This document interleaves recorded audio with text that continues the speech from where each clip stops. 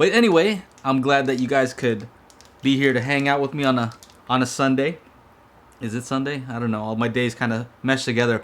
But I do have these Totem kin plays, and the reason I'm doing this live stream is because I was actually supposed to review the Kanto Tuck. So I was ready to review those, had everything in mind as far as like what I was gonna say, and basically I knew the speakers well enough to have something to say about them. Now, last minute, I don't know if they're changing the release date or what, but I got an email from one of them saying that basically the date was the release date was a different date than what I originally had thought. So I figured, you know what? I'm not gonna wait and have you guys wait for a review. I've had these in for longer than I had the Kanto Tucks, and so I got these the same time as the Vanutus. So I figure, I've used these for a while. I had them in my main system, so I have a good idea what they sound like. So I figure, you know what? Because I wasn't super prepared on that, I might as well ask you guys what you wanted to know about them, right? So that's the reasoning behind this. It's okay now. Audio had an audio problem. Yes. OBS, yes. That's why they call it OBS. Waiting on the Kanto at work. All right, so cool. All right, just follow up here. Okay, cool. So I don't know all the specs off the top of my head, so I'm gonna read some from the website here, and from there you can let me know what you want to know. Okay, so what do we have here? 1-inch metal alloy dome tweeter, 5-inch natural hybrid woofer, 2 times 120 watts RMS. That's pretty cool. So yeah, these are active speakers. Bluetooth 4.1, stereo RCA, and you can switch between phono and line level. It has what is that? Mini jack. Okay. Digital input is optical. It has a subwoofer output. It has a remote control. It comes with this crazy speaker wire, which I'll show you in the official video. This is not the official video. This is just a Q&A so we can answer some questions. Let's see here. Okay, so adhesive feet, those are on there. And then it can sample up to 48 kilohertz via Bluetooth. The optical in sampling rate is 192 24-bit. And it can decode all kinds of MP3, WMA, FLAC, AAC, WAVE, blah, blah, blah. Okay. And let's see here. Dimensions are 7 inches by about 14 inches by 9.25 inches deep. 14 inches high, 7 inches wide. And they are, 15 pounds for the active one and 12 pounds for the passive. Break-in time, look at this. Break-in time is recommended 50 to 100 hours. And I did put in those hours. So that's why it took me a while to actually even review these, because I had them playing in my main system for a long time, so no one could say, hey, you didn't break them in. So there you have it. And the recommended placement from the rear wall is 6 inches. Placement distance apart 3 to 12 feet. And that's the basic specs on these. Anything else? Yeah. So that's it. They come in satin black and satin white. And it has a magnetic grill cover. Okay. So you have your knob here in the front. IR. And this remote is kind of funny. It's thin, but it has some weight to it. Not my favorite, small buttons. It's not something where I could tell exactly where I'm at. It's not like these light up or anything, right? So if it's dark, it's gonna be hard to see any of this stuff. Anyway, let's take a look at the back. They are 15 pounds. They're heavy. All right. Make sure I have your chat open here. Okay, so don't worry. Peter, I see your question. I'll get to you in 1 second, okay? Let me just kind of show you the back here. So rear port, and then the RCAs, and you can switch them from phono to line. So this is cool because if you have a turntable and you want to connect it to this, well, you don't need a phono preamp, right? You can just plug in directly here and switch it to phono and you're good to go. Now, a lot of the less expensive turntables have a built-in phono preamp, but sometimes those aren't very good. I remember on one of the turntables I had before, I ended up bypassing that one because it just wasn't very good. So far I haven't had any issues with this. I think it sounds all right. You have your ground, subwoofer output, and I'll get to this in a second because I was curious as to whether connecting the sub would apply a high pass to the speakers, and the answer is no. Okay, optical in, and then yeah, the plugs, power on and off. Basically it. Not much else to say about the connections. You know, nice plate app on there, and the finish on this is good. It's heavy, and yeah. All right, so let me see some of the questions that you have here. The price. Good question. So if I go to their website and I hit buy, the price is $1,000. These are $1,000 for a pair. Yeah, so you know, this is the first Totem acoustic speaker that I've ever gotten a chance to listen to, and I've heard a lot of my friends who would consider themselves audiophiles. They've always talked about Totem Acoustics. It's like, you know, it's not a huge company, and it's not something you're gonna find at Best Buy or anything like that. But they would rave about these, and I was kind of curious as to, like, you know, what it is, what's so special about these. What do they do that makes them so special that these guys talk about it so much, right? I don't know. Maybe they're just weird. But yeah, they're $1,000 a pair. So not the most expensive speakers, you know. They're up there. I've reviewed the ELAC, what is it? The Navis, those were 2,000, 2Gs. So these are half of that, and you know, I guess I'm gonna have to tell you how they sound in comparison. Okay. What else? You want to know how the imaging is?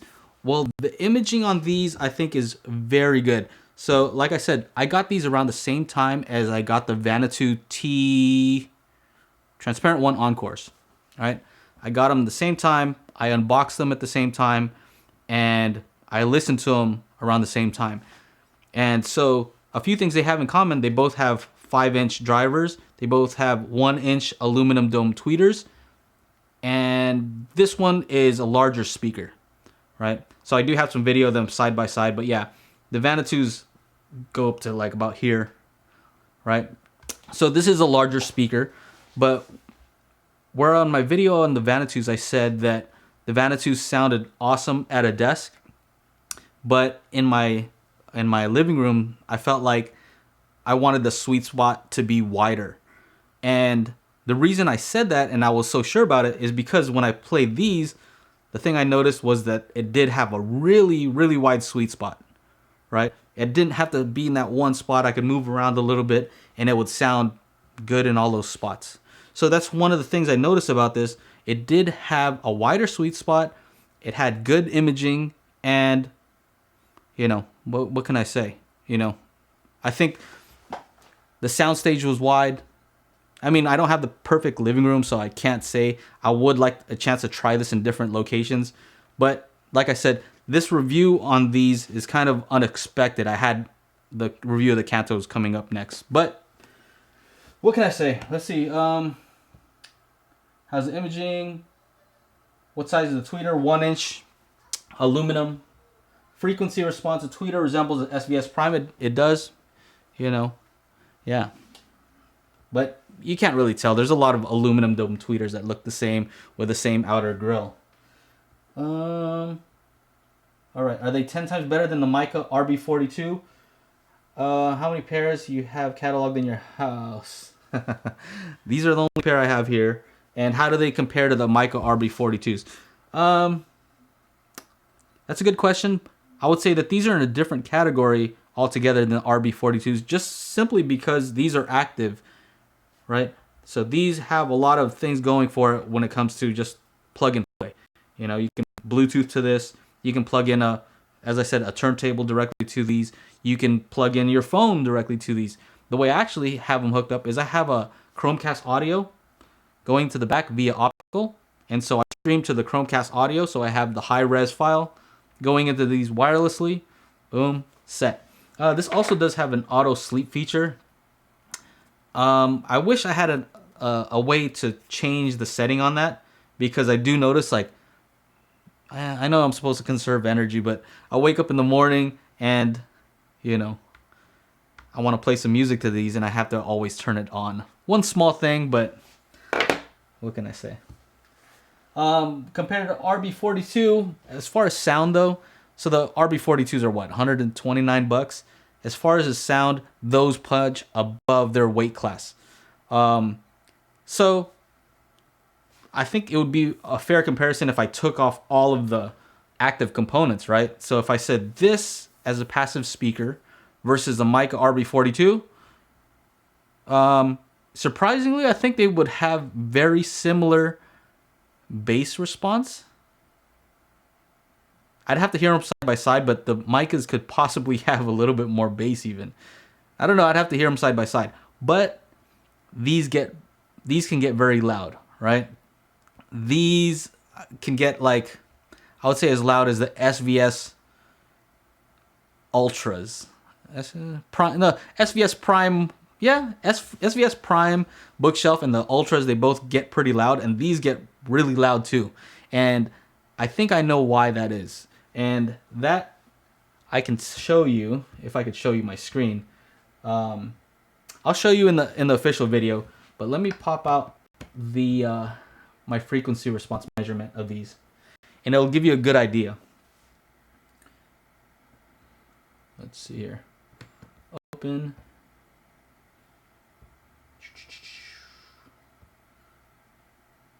Totem can play.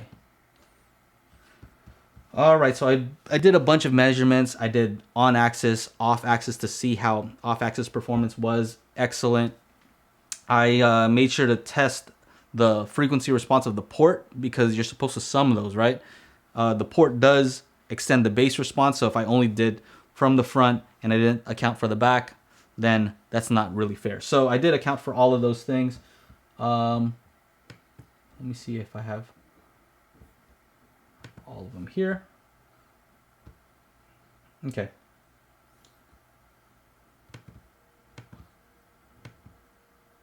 All right. So I doubt you can see this actually.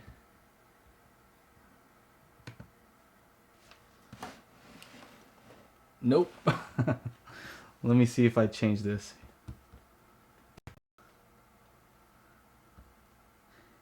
Let me see if I have your questions here. Ian says, I got my 1994 center and surrounds by Cambridge Soundworks that still rock out. My LNRs are ELAC B4s and I love them. Awesome. John Suida, what's up? Do you know the make of the drivers? You know what? I do not. But this is a different driver than different material than I'm used to. Very lightweight. I would say that it doesn't feel as stiff as some of the other materials like aluminum. Maybe some kind of treated paper. On their website they're pretty vague about it. So let's see here. Can play.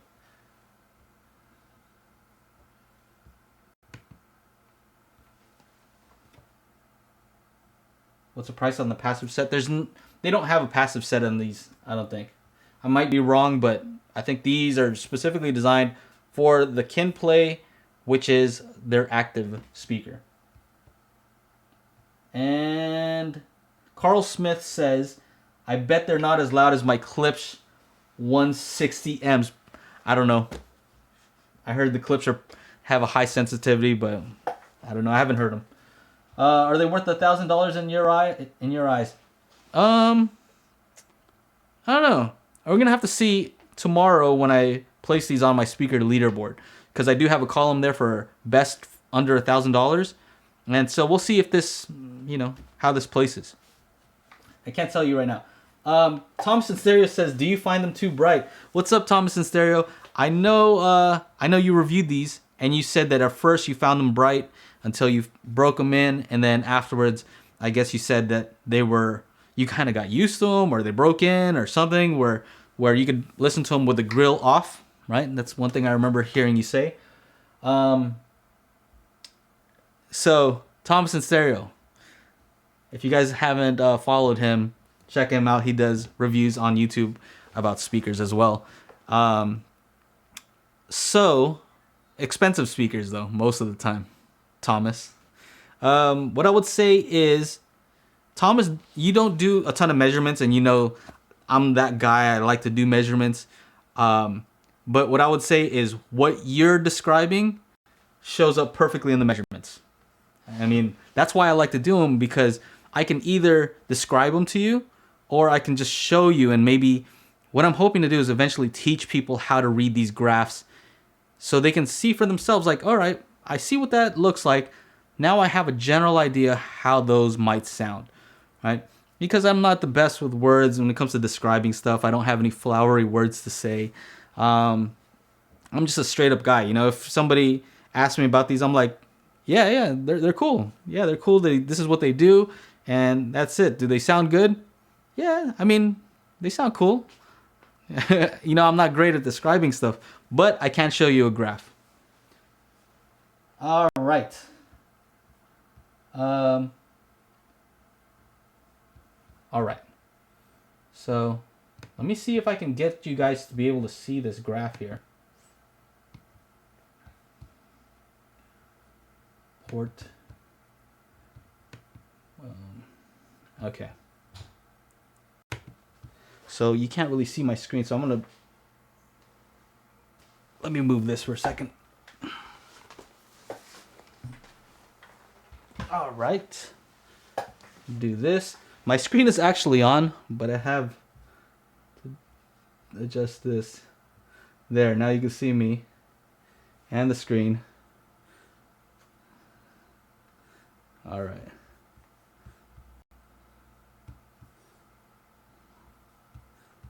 Let me see.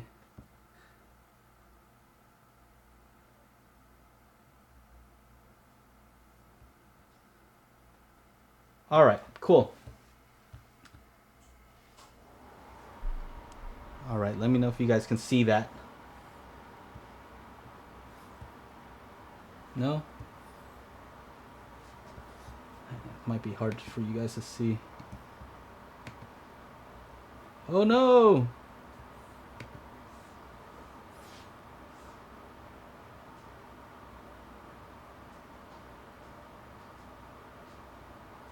You guys see that?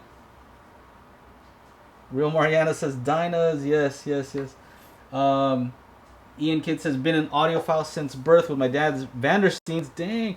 And vinyl with my own upgrading research. You've been very helpful.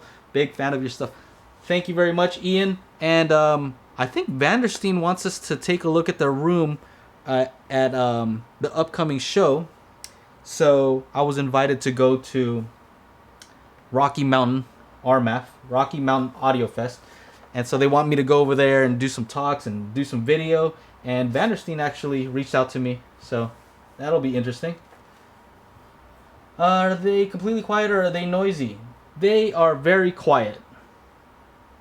Thank you, look so much better. Or Dynas. Okay, cool. So you can see the graph here. Alright, cool. Let me do this. Let me see if I can change the color on this to make it something a little bit more obvious. Okay. So here is the frequency response in room of these Dynas. And so, you know, if you're not used to seeing this graph, this is the low end, right? This is the bass. This is like mid bass area here, right? Mid range, and then upper, right? Like vocals are still around here, and then you get into the high frequencies, right? And so Thomas and Stereo said, hey, these sound kind of bright to me. Now, take a look at what happens from my measurement. So I just want to make sure that's clear. This is from my measurement in room. I'm not in an anechoic chamber, so this is just what I was able to measure. But look what happens after 7K, right? After 7 kilohertz, these are the higher frequencies. So it starts to rise, and then after, what is this? After 13K, this goes up from 87 dB all the way up to 92, right? So that's 5 dB up, right? So the peak at 16 kilohertz. So that's kind of funny because that is that is very high. A lot of people can't even hear past like 14 kilohertz. So the fact that they would choose to have this rise above here over 14 kilohertz is kind of interesting, right? So I think that that's going to produce a lot of what might seem like air, right? I think that's like the area where somebody who would be good at describing speakers would say, yeah, they're, you got that air. So yeah, it's you can tell that it's there if you can hear past 14K. And I have a feeling that even if you cannot, you might be able to kind of sense something different about these speakers. So that's the first thing, right? That's the first thing, is that rising response. So let's say this is the baseline at 85, right? Here's 85 decibels. And then after 7 kilohertz, it starts to rise slowly, gradually. And then after 13 kilohertz, boom, big bump. Okay? So that's what I noticed. Now, another thing that's very interesting about these is I think... Can't see anything. What about making the paper black one? They're bright. So you guys can't see this? Yes or no? Tell me if you can see the graph. Yeah, you can see it enough. You can see it enough.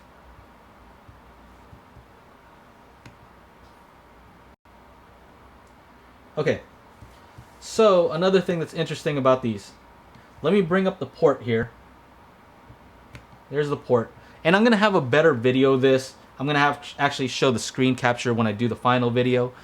But, so this is my measurement of the port in blue, right? So you can see that it does extend the bass out further, right? But, let me just take off the port for a second. Notice what happens here. So it's flat. 85 decibels is our reference level, right?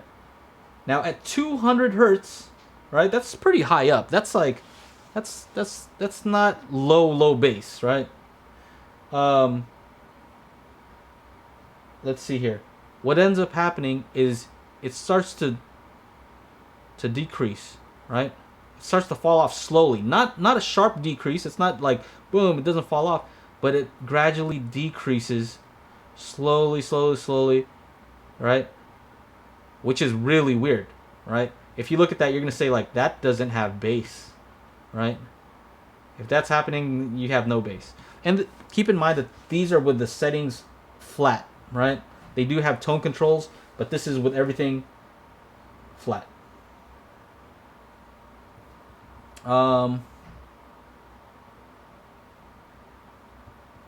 Let's see here.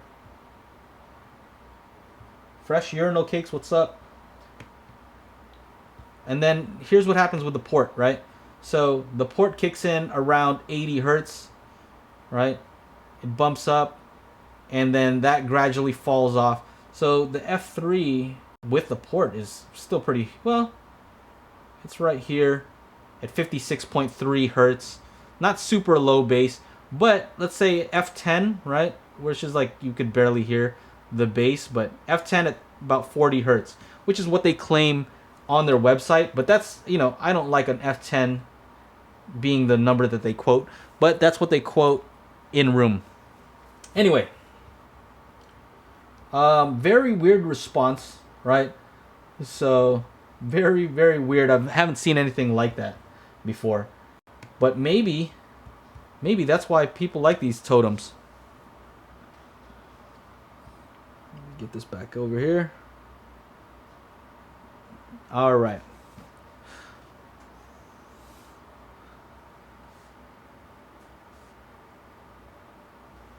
All right, yeah. You guys see me? Yeah, I'm thinking that that's maybe why people like these totem speakers, because that doesn't look like a good frequency response, right? And people always say, trust your ears. And I get why people say that, because if you like the way that those sound, who cares what the graph says? The only reason I like to look at the graph is because it tells me what's actually going on. And if you understand what that means, then it means that we can communicate easier, right? We can say, well, this is what's happening in the bass response, and if you have experience, you'll know what that possibly sounds like, right? You might understand how that might sound in your room based on other speakers that have the same frequency response, right? Let me put these back up. All right. All right. Let me see.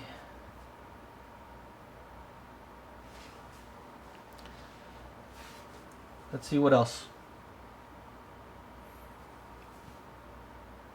No wonder I need to listen with -1 treble setting, and in a fully treated room, Thomas. So you know what? I do the same exact thing. That's what's funny about this audio game, right? Even though I'm the guy who likes to measure and do all that, and Thomas, you're more a guy who just wants to listen. The funny thing is, here's the funny thing. I keep mine at -1 treble too. To me, that's the setting that seems to work the best. So isn't that funny that we come to the same conclusion? Right? I think that's kind of funny. So yeah. Let's see here. All right. Those look worse than my Focal 714 towers. My towers have no low end below 70. It's terrible. Sub integration is a nightmare because you can always point out where it is in a room. Got it. Yeah, because they say 80 hertz is the cutoff point where you can't detect where sound is coming from, right?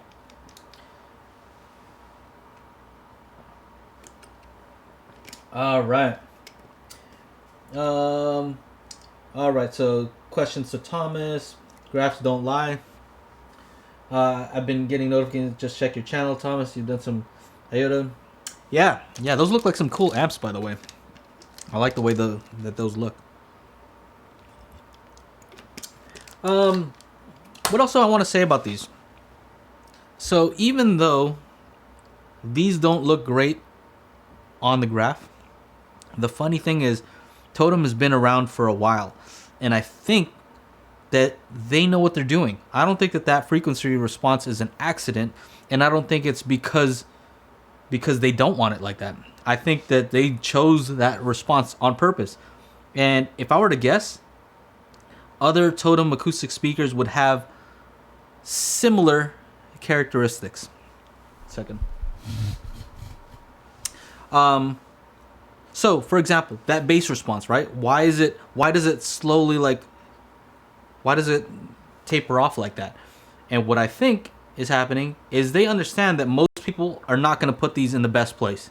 They're probably going to put it with the port too close to the wall, right? In which case the bass is going to couple with the wall, and you're going to typically have boomy bass, right? But if they taper it off from 200 hertz down, I think that they understand that that's going to compensate for any of the room gain that you're going to get with the bass response, right?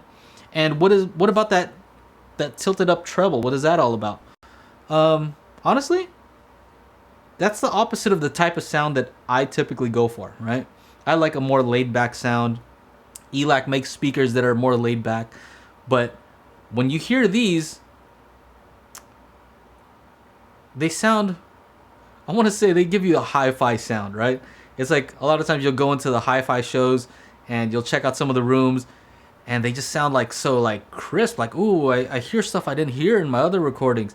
And of course that will happen when you mess with a frequency response and you turn the treble up, 5 dB up. That's going to give you a sense of error. And I think the funny thing is that it's hard to pinpoint. Without that graph, I wouldn't be able to tell you exactly why. I'd be able to say that they're bright. But that's where, I think it's very different to have the bump at 16 kilohertz and up versus having the bump at, starting at 5 kilohertz, right? That's going to be a totally different sound. And I think if it was that low, people would complain, right? But yeah, I think they know exactly what they're doing. It's a very interesting response. It's not a V shape. It's not, it's not anything that I've typically seen. So I like that. All right. Let's see here. Do the two combine give? Matt says, do the two graphs combine to give an overall listening experience? Yeah. So you know what? When I first heard these, I didn't think that the bass was bad at all. Let me turn this up a little bit. Yeah, when I first heard these, I thought that the bass was actually very good. I think I got more bass out of these than the Vanitus. And if you notice, everybody says that the Vanitus have very good bass for their size. Now these are much bigger, so I would expect them to have much more bass. But I still was impressed with the output. And so I would say that these do not sound boomy, right? And the bass extends far enough where I wouldn't complain. Plus, it has tone controls. So if you want to bump up that bass a little bit more, feel free. All right. So you guys are talking about receivers. Okay. Most people put speakers too close to the wall, which completely affects the sound. Graphs don't give the whole picture. It can give. It can look good on paper, but sound awful. It could look bad on paper, but sound good. Yeah, I mean, John Sweeta, I think I know what you're talking about. I've heard speakers that have a flat response, and one of the. So here's the thing. I don't think it's the fact that graphs aren't useful at all. I think that there are more than just frequency response charts, right? That's just one aspect of it.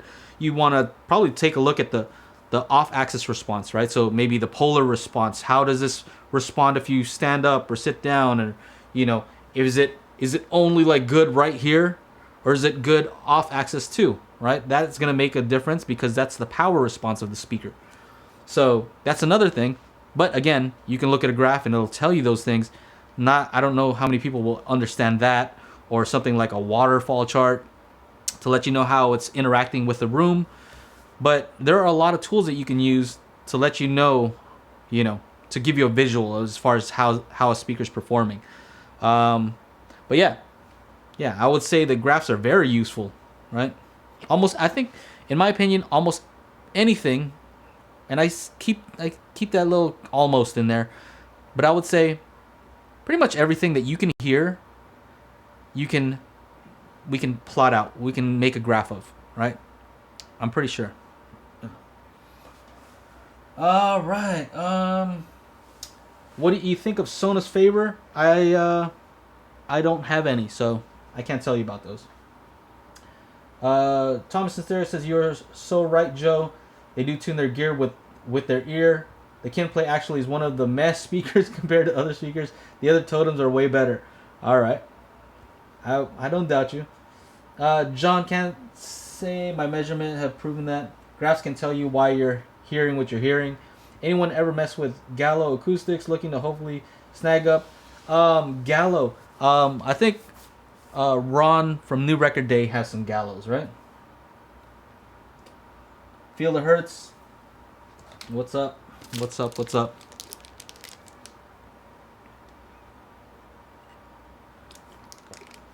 So yeah, I'm just hanging out with you guys before I do my final review, seeing if you have any other questions about these, so I can make sure to answer it in case other people have the same question. And if you don't have any questions, then we can just hang out and just mess around and answer some random questions. Doesn't have to be about these. Remote and bass. Here's another thing I've noticed about these is that it does have the bass and treble controls, but nowhere on here does it say where I'm at. So there are 8 steps in total, right? So if you're in neutral, you can go 4 up, and then you can go 4 down. But I never know when I'm in the middle. I only know when I'm at the very bottom. So I kind of have to count from either the top or bottom, right? So if I go to the top, I can say, okay, I'm at the very top, it flashed.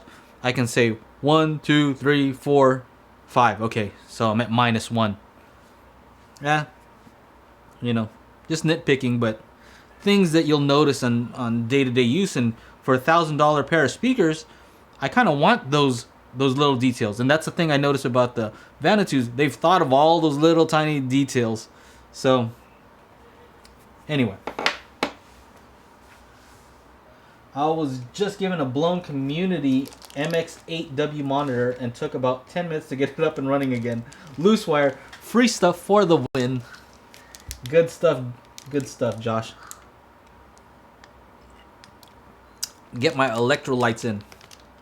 You know, it's funny. I noticed that a lot of people seem to like Jay. You know, I've been bringing in Jay in my videos to kind of say the negative stuff that I don't really like to say. You know, I wish I could just only say good things about a product, but that wouldn't be fair to you guys, right? You want to hear what I really think about these, and so, you know, sometimes I do have to bring in Jay to let you know what's going on with these, and other speakers as well. But you know what? I haven't given a summary of these, but I kind of like these. You know, they're the opposite of what I typically like. I like a flat response, more laid back. I do like aluminum though tweeters. You know, I feel like they resolve a lot of detail. But you know, I think I like these. I like the way these sound, and I like the way they look too. They're like slim. Yeah, I like them. Right.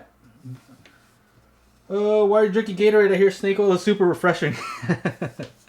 Do you ever buy amp speakers? Nah, I'm not a big into buy amping. Except for when it comes to these Dynas back here. I guess those are would that be considered buy amp? Yeah, because we have on these Dynas, we have an amp dedicated to the woofer section, and then we have an amp dedicated to the full range driver and the tweeter. I initially, when I asked Toyd to make these, I wanted them because it's actually a 2.1 channel amp, and I said make the 0.1 for the sub, and then give the full range its own amp, and give the tweeter its own amp. And he said it's not really necessary. It's just too much power for the tweeter, and it's just a waste. But anyway, yes. What do you think of YouTuber Z reviews? What do I think about him? I mean, I've never met the guy, so I'm not. I can judge speakers, but I can't judge a guy based on, based on his videos, maybe. But as far as him as a person, I don't know. You know what? If I were to guess, I would say that he's probably not exactly like he is in the videos. I feel like maybe he turns it up a little bit, and that's good. You know, that's his thing. I'm not so much like that. You know, I just kind of like the way I am right now is the way I kind of am in person. So no surprises, but maybe I'm not as entertaining either, right? But yeah. I don't know. That dude's he hustles hard. So I appreciate that. He's pumping out videos. So yeah, I used to watch his stuff a lot before, because especially with like the Mica speakers, because no one was reviewing those, right? So if I wanted a review of the Mica speakers, I had to watch his review. So, my approach is a little bit different. I try to do, more production. I try to add more production value to my videos, which is a pro and a con, right? Pro because I think that you guys like it. I think you like it, but I can't do them as fast, right? It takes me a while to make a video. So, pros and cons. Actually, I'll probably see Z reviews at Rocky Mountain because he's supposed to have room. I'm going to be there, so should be good. Hopefully he doesn't hate me for whatever reason. I don't know. He's never responded to any of my comments, though. I try to say what's up, to other YouTubers. Hey, what's up, man? Good job. I like the review, whatever. I don't think I've ever received a response from him, so. All right. Feel the hurt. He. Okay. You're not a fan. Okay. Just joined the stream. How about the near field desk setup capability of these bookshelves? I think these are good near field. I would say maybe they're a little bit big for a. They're big for a desk. These are bigger than the Dynas, which are already big. So, practicality wise, I'd say they're a little bit big for the desk. But sound wise, they sound excellent. All right. You have any plans to attend RMAF, Greg? Yes. So RMAF, shout out to RMAF. Marjorie over there, Marcy, awesome, awesome ladies. And they said they wanted to invite me out to, to talk about affordable audio, to talk about how to get the younger generation into audio. What else do they want me to do? They wanted me to curate the budget room, a few other things, just basically do some of those things. They wanted to fly me out there to do all these things. So I thought that was awesome. We're going to be doing a live stream from Rocky Mountain. And so tune in for that. Before I used to just kind of go randomly like I did this live stream. But this time I'm going to let you guys know in advance when we're going to go live. Yeah. So I'm going to try to hit up every single room there. I'm going to try to go in, talk to them, ask them questions, ask them any of the questions you guys have for them. And we'll go from there. And I'm also going to try to make some quality production videos too for whoever's interested. So yeah, I'll be there. They're flying myself out, and they're flying Ron from New Record Day out also. So it's going to be awesome. We'll be there. What else here? Okay. Feel the hurts, man. All right. Z is doing cheap gear at Rocky Mountain. Yes. Throw a tweeter at him if he talks. Okay. All right. You got. Yeah. Did you listen to Totems at high volume? If you did, how did they do? These can get really loud and they play clean, right? So that's to answer the question from Larry. These get real loud, and with that treble like that, they can pierce your ears unless you turn them down. So yeah, they can definitely get loud. Thomas can back me up on that. Right. Try the Chance A 1.5. I think you mean the Shane A 1.5s. I haven't tried those. Dude, that sounds incredible. Holy, how am I just hearing about this? Where is this being held? Last high-end system I really sat down was with a pair of B&W 802s. Damn, what a baller. You're a baller. Shane, okay, yeah. Should you do it undercover filming? I think so. Some people don't like you filming. John Sweeta, they don't want me filming? Isn't it a trade show where like they're supposed to be showing stuff? Like if there was some stuff that they don't want to be shown, they probably should have stayed at home. So I had one lady who was just like, nah, don't film in here. And it was like a room I probably didn't want to go into anyway. So who cares? But yeah, I don't get that, right? If you're at a trade show, you're there to show off your stuff to the public, right? To other companies, to do B2B sort of stuff, and to attendees who might be interested in buying your stuff. So for me to film and do a live stream, right? It's more like just that to the extreme. Like it's just like you walking around, except for the fact that we're accessing, many more people, right? So it was funny at the show, I was able to walk around, do a live stream, and I had more people on the live stream than were actually in the room. So I think that if I were a company, I'd be happy that I was there, right? They're getting more exposure, and I'm just relaying the questions from you guys to them. So yeah. Techno Dad, what's up? Hold on to see. I may have missed it, but what is your comparison speaker set for the Totem Kin plays? Well, I just recently reviewed the Vanuatu Transparent 1 Encores. Similar setup with the plate amp on the back, and they both do a lot of stuff. I also have the Kanto Tux. These are around the $1,000 price range, so I'd have to check to see what's in the $1,000 price range that I've reviewed. But, spec-wise, Transparent 1 Encores, Kanto Tux. Yeah, I would say those are similar. And price-wise, let me see what I have on speaker bit.ly. So $1,000. I have the Denton 85th anniversary SVS Ultra bookshelf, Vanity Transparent 1, SVS Prime, ELAC F5.2s. So yeah, you're gonna have to see where these place after I do my full video. But yeah. What else we got here? Techno Dad. What are you saying over here, man?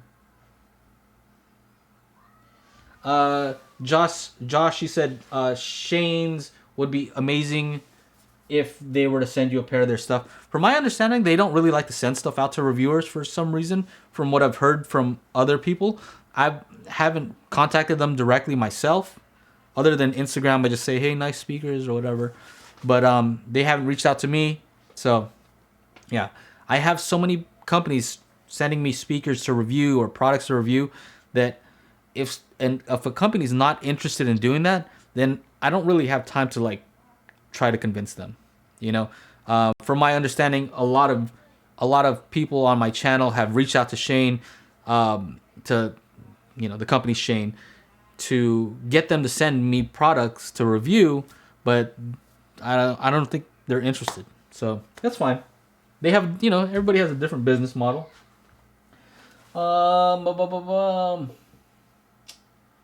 Let's see here. Techno Dad says, whoa. I don't know what that means, Techno Dad. Whoa. You click, got invited to stand up one time. All right, Techno Dad. Yo, Techno, love your videos. Thanks. Okay.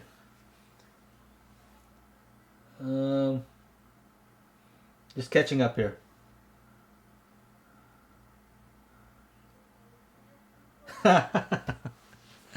You saying I look like Ron from New Record Day with this shirt? This is my Ron shirt, huh? Okay. Yeah, so actually, yeah, Techno Dad, I'm gonna be hanging out with him. We're gonna do a little collab tomorrow. Should we tell him what it's about? Or no? Let me know. Shauna, let me know if we should tell them or not. Or make it a surprise. I don't know. Up to you.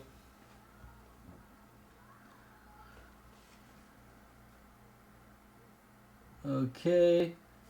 Okay. Matt, you said, do you think that they set the treble hot on purpose to accommodate for the phono? I doubt that. I think Thomas would be better to tell you because he has experience with other totem speakers. So if those other passive speakers are also tilted up in that range, then yeah, ask him. Hopefully he's still in here. Maybe he'll be able to tell you.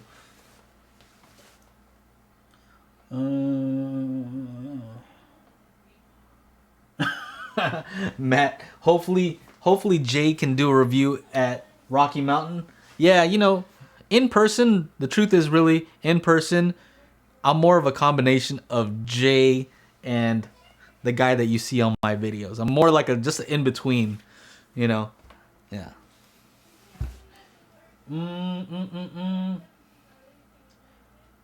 Don't say. Okay, Technodet said don't say. All right, so our collab is not... He doesn't want me to tell you guys what it's about. All right. I have the Kin Play. I love the sound, but they die after 2 days. What do you mean they die after 2 days?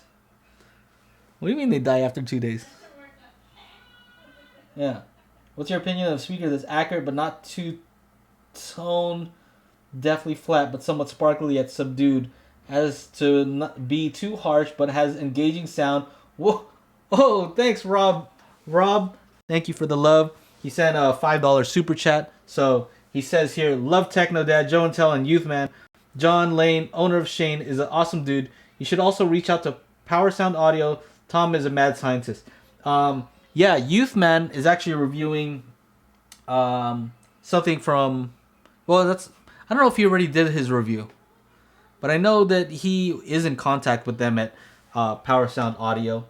But yeah, John Lane, owner of Shane.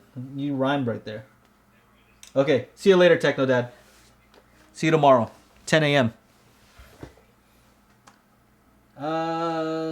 So feel the hurts, dude. You have you explained. You just asked me a bunch of different things here, so I don't even know how to answer that. Opinion of a speaker that's accurate, but not too tone deafly flat, but somewhat sparkly yet subdued, as to not be too harsh, but has engaging sound. I don't know, man. You better send me a super chat if you want me to answer that. I don't know what the heck you're saying. Raise your own TH use man as subs. Okay. All right. So, last week you started cutting out and playing very low. Oh man. Okay, I think you're talking. Okay. I haven't had any issues with mine, so I'm happy about that. No issues. No issues. What else? What else? What else? Rob E, thank you again. I appreciate the support. And all of you guys, everybody who's in here right now, I appreciate your support. Thank you for watching my videos and having nice comments to say once in a while, and sometimes having constructive criticism. It's all very helpful. And I just appreciate you hanging out with me. You know, this is going to make my review a lot easier on these because I have an idea what you're interested in, right? Anything else about these speakers in particular?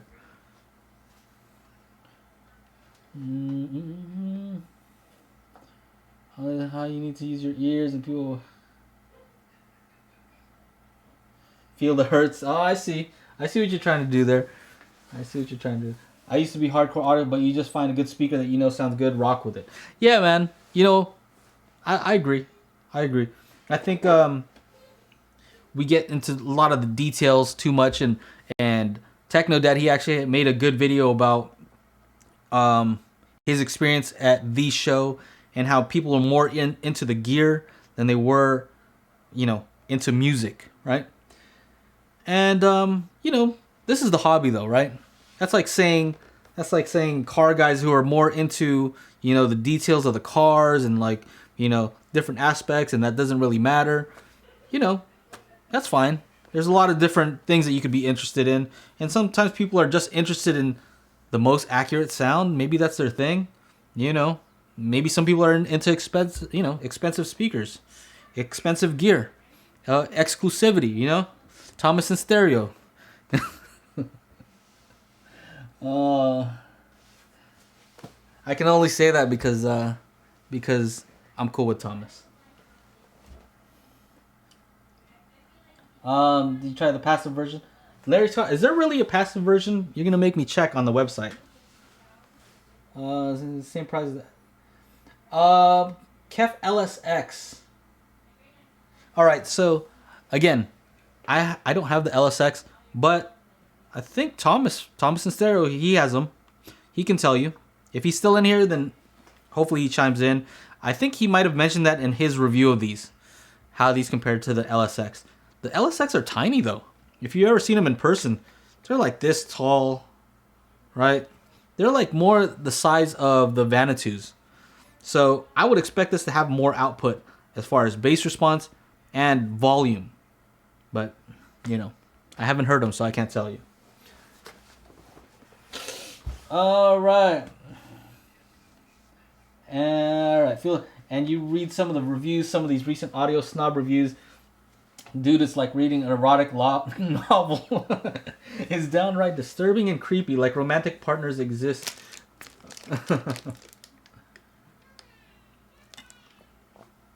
Don't talk about Thomas like that. He's here in the chat. He's here. Don't be saying stuff about him. Don't get me wrong, being emphatic and ecstatic is cool, but the one-upping attitude boils down to even speaker reviews. It's mind-blowing. Yeah. What do you mean one-upping?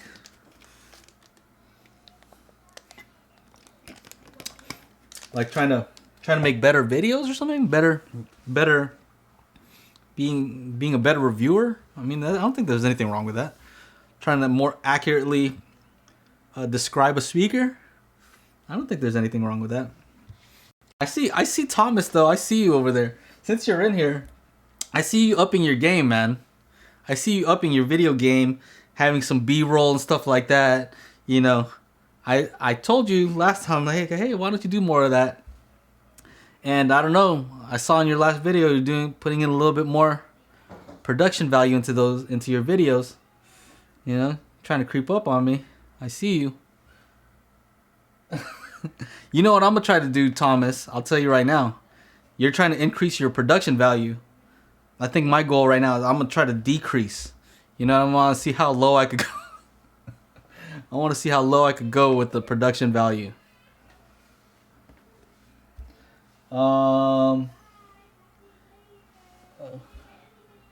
Three of my friends like the Kim play over the Kef LSX. Okay, fuller and warmer sound.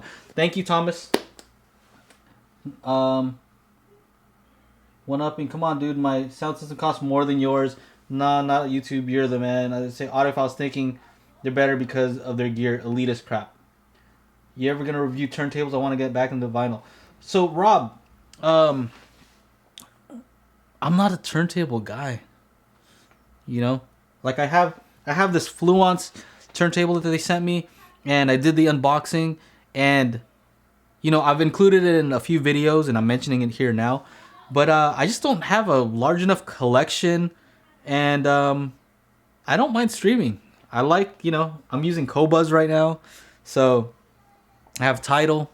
I'm fine with those. I'm fine with those. I do like the way it looks though, so I keep it here, and to test out certain things like the phono input on this.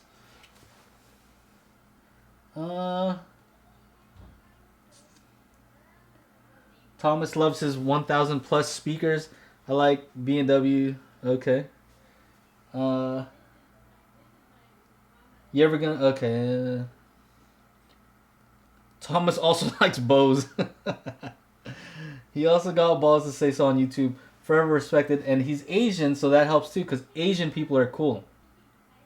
Asian people are cool. For sure, what's the hide? Film. Just let your kids be a guest director for a video. I don't know if you can hear him right now, but my wife's hiding him in the other room. Otherwise, it'd be like all loud right now. I'm a photographer actually, well, my other hobby, so I actually have all the gear to film. It's fun learning to film with my DSLR. Yeah. Good job, Thomas. Good job. What's up? Okay. How long we been on here? Does it say? It doesn't say.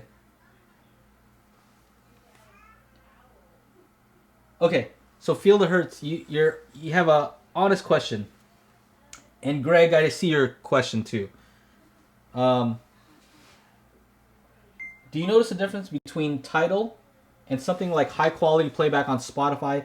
It's something I would notice, but never tried it. Okay, so what I would say about that is, can I notice?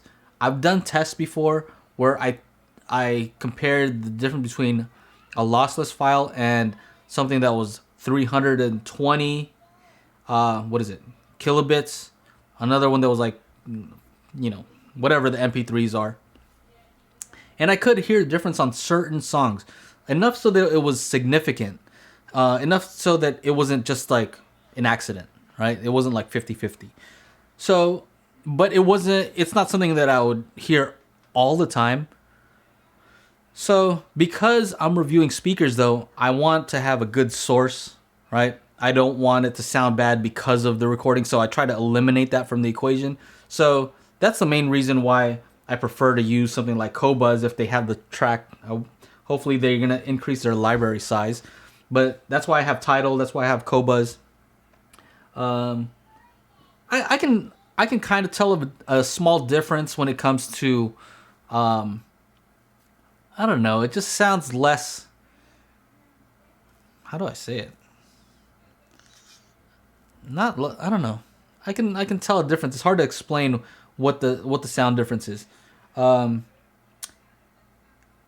It just sounds smoother. Like there's more of there's smoother transitions, I would say. That's basically it. Yeah. And you know, with MP3s, obviously there are artifacts, especially in like some of the higher frequencies. They do have artifacts, and so lossless file, you don't have any of those, so that's good.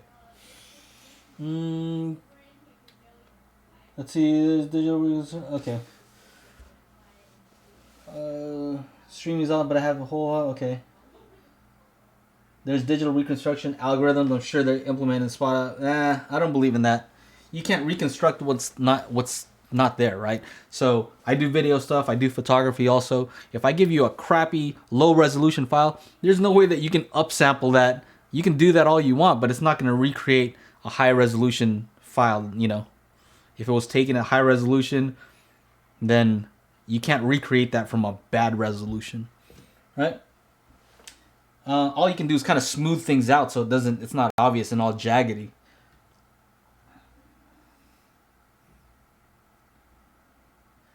Still good, okay.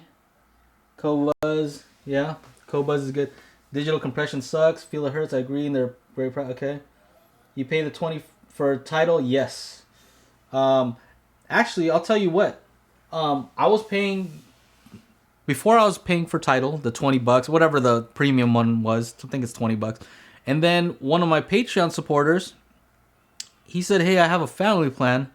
Do you want to use, you know, I can add you to it." And I was like, "Hell yeah." You know, so I canceled my other one because he was taking care of that for a while. So, you know, shout out to him. You know who you are. And so after a while, he said, you know, I told him, cancel it whenever you want. You know, you don't have to keep paying for me. And he eventually said, yeah, I have to do it. So I restarted my Tidal account. So I pay for it again. Vinyl 2 Noisy, no dynamics. Okay. Yeah. Where's Greg? I said I was gonna answer your question up here. Fluents are not my favorite, but you gotta respect that lifetime warranty. Yes. Let's see here. Thomas, by the way, your video production value is what inspired me to up my game. It would be nice if you can ask Totem to send you the other speakers like a Totem Forest. All right. Thomas, dude, that's very cool of you to say, man. You know, all joking aside, dude, you know, I think everybody has different styles. I wish I could just sit and talk in front of the camera like that, but I don't know how good I am at doing that. You know, I don't think I can just sit there. That's the reason. It's more out of necessity, right? So I cut to all kinds of B-roll because I can't speak smoothly. You can hear how many times I pause. And so I don't want to put you guys through that unless you're joining the live stream and then you're opting in for the raw, uncut. Yeah.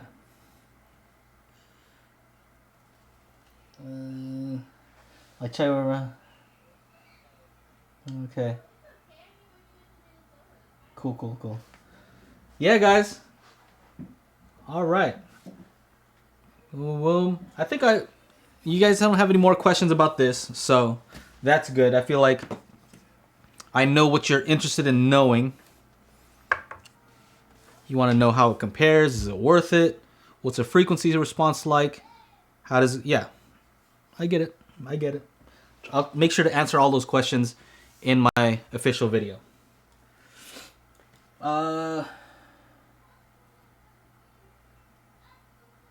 It's not that bad. So what if you can't find what you want to listen to on Tidal? You know what? I'll tell you what I have. I have YouTube Music, right? I have Tidal, and I have Qobuz, right? Among those three, I can always find what I need, especially with YouTube Music. But YouTube Music has the worst quality, right? Sometimes there might be a song that I can't find, and somebody will have a video uploaded on YouTube about it. Now, I have the choice of either not listening to it at all or listening to a not high-res version of it. In which case, I'm like, I'll just listen to it, right? All right.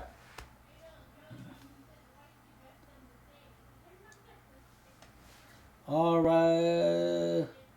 Joe, your presentation is super calm. I've said this in your YouTube comments. I always thought it was because you're trying to be on the fence and not offend anyone, but it's super class. Thank you. Feel it hurts. Thank you very much. Yeah. Sometimes these guys, you know, I talk a lot with other YouTubers, and they make fun of me like I'm not hyped up, you know. I come in like, hey, what's up? This is Joe and Tell, and blah blah blah.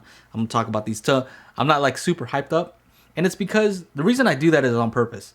I want people to have a baseline of where I'm at, right? Like the normal me, right? So if something does excite me, I want you to know, like, oh, look at him. He's getting excited about this thing. That must be pretty good. So if I'm about a speaker and I'm saying good things, but I'm like, yeah, you know, this is a pretty good speaker, you know, it's cool. Like, you know, bass is pretty good. And the tweeter, yeah, you know, if that's what you hear, then you know where that is. Just baseline, right? But if I'm like, this right here, you know, the tweeter, I'm getting all crazy, you know, then you know what that means. So, no false excitement. That's it. That's really it. I feel that's it. You know, I think you hit it right on the head. I feel like, you know, my real reactions say more about a speaker or a product than what I verbally say about it. You know, because, you know, I think that means more. You know, the just my reaction. And I tell people all the time, this is kind of a side thing, but I tell people, you can tell somebody F you to their face, but if you have a smile, then they're not really going to be too offended, right? And so I think it's the same thing when it comes to reviewing speakers. I want you to be able to read my expression, and it'll give you a better idea of what I really think about a speaker. All right. I'll be your writer. PayPal is fine. You want to be my writer? Okay. Hey, Rob says, F those haters from your recent car audio video. I thought that video was great. F all those haters. I don't know. Which haters? Were there haters on there? I'm just so used to it. I don't know. Like, if there are haters on there, I don't know.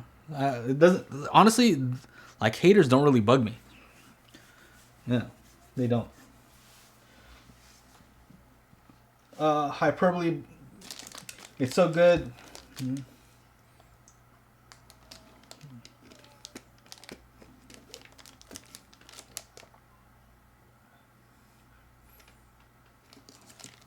EXO said he'll slap you with a wet salmon. What is that supposed? Read up on. Okay, all right. Did he really? Did he comment? I doubt he'd say something like that. All right, guys. I think we're done here. So, Ian, thank you guys for the nice comments. No. Okay. Thank you guys. I'm gonna get to doing the review on this. I have to finish it. I try to put stuff out by Monday. Hopefully I'll have it done by tomorrow. We'll see. All right, guys. I'll talk to you later. Take care.